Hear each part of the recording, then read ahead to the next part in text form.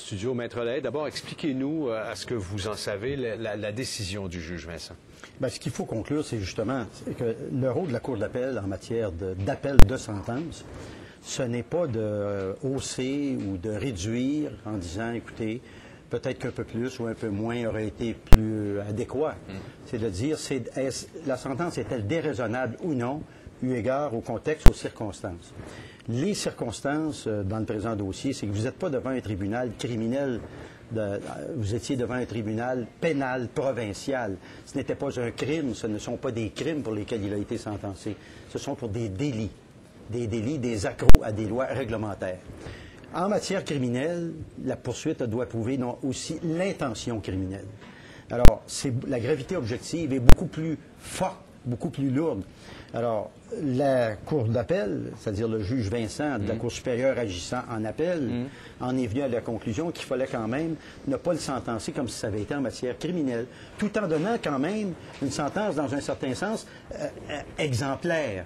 Et c'est quand même un 8 ans qu'il a donné pour une loi réglementaire provinciale. Mais 8 ans qui pourrait devenir à peu près 1 an et demi si on passe au 6e de la peine. Bien, ça, évidemment, c'est une autre juridiction, là. Ce sont les libérations conditionnelles qui vont être accordées ou non. C'est un privilège, ce n'est pas un droit fondamental, les libérations conditionnelles. C'est un privilège. Il sera éligible, c'est-à-dire qu'on pourra le considérer à un certain temps, par exemple au 6e du temps, mais dépendamment du contexte, des circonstances et de leurs critères à eux, ce n'est pas automatique qu'ils vont le libérer. Mais ces libérations conditionnelles tiennent compte de la gravité des gestes, 115 millions, 9 000 investisseurs, ou c'est pas leur problème à eux, c'est juste le comportement du détenu? C'est-à-dire que c'est leur problème de considérer qu'est-ce que c'est? Est-ce un faux chèque, tout simplement? Une fraude basée sur un petit chèque? Ou c'est une chose qui a quand même une certaine ampleur? C'est plus que ça, une ampleur certaine quant au montant, quant au nombre de victimes, quant à l'ampleur des chefs d'accusation, la quantité. Alors ça, ils vont le considérer, plus son comportement et sa conscientisation à l'intérieur des murs. On n'est pas rendu là. Revenons à ce qui s'est passé au cours des dernières heures. Est-ce que ça vous surprend?